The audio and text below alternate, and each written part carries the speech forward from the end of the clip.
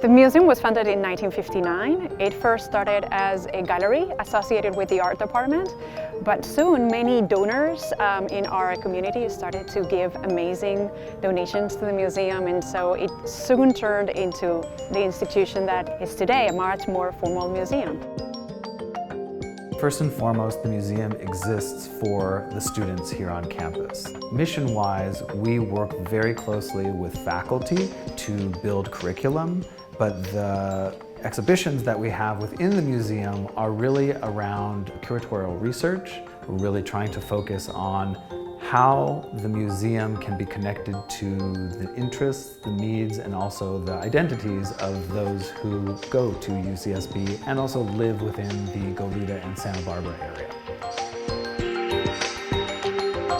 Just 4 years after the foundation of the museum, David Gebhardt, a very well-known and influential architectural historian, not only here on campus but elsewhere, he came up with the idea of starting a collection of architecture.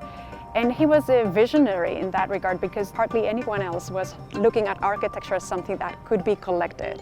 And so that gave him the great advantage of amassing one of the most important, relevant, richest collections in North America. The collection has grown over the last 6 decades to include 290 archives of architects practicing in Southern California. So that's really our focus. I first encountered David Gebhardt when I was an undergraduate at UCSB, and I was interested in architecture. Like a lot of people, I had kind of a curiosity. I took a class, and he really made it so fascinating and brought in so many other aspects, cultural aspects, historical, and so many things that talked a lot about the language of architecture, and it just really opened my eyes to what architecture could be. Our museum has these two sides, or two collections, a fine art collection with over 10,000 objects and the architecture and design collection with close to 2 million. And we are always striving to bring both sides of the collection together. We've tried also to include more of an artistic approach to our architecture exhibitions as a way of engaging the general public, of making architecture more accessible and not so technical. I strongly believe that when we put two disciplines together, the messaging is always richer. I'm interested in our curatorial offerings and how we frame and contextualize the permanent collection, whether it be the architecture and design collection or the fine art collection, to the interests and identities of those who go to UCSB.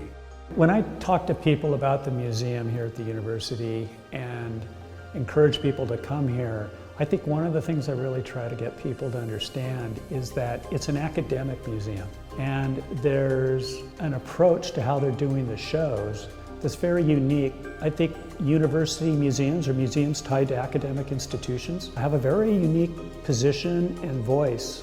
I think this museum has a unique opportunity because of where it's located, here in Santa Barbara, in the midst of the Central Coast, on a research university campus. It does not have to be in competition with what's going on in Los Angeles. It does not have to be in competition with what's going on in Northern California, and instead can really focus on emerging artists, artists who are of the region, and also, interestingly, artists who have come through the UCSB program who have maybe not had exhibitions here on campus or maybe here in California, or have just not received the attention that we as a smaller research-driven institution feel that they deserve. The museum can be not only at the forefront, but kind of at the intersection of the needs, the aspirations of our students, but also how the field as a whole is starting to rethink the canon.